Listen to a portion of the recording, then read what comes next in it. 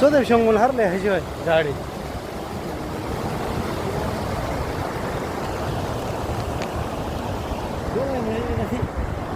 हेर्नुहोस् र चाहिँ काभ्रेको रोसी खोला चौकी डाँडाको छेउमा रहेको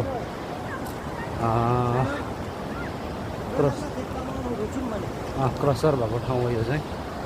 यहाँबाट यसो हेर्दाखेरि माथि चौकी डाँडा यहाँनिर छ।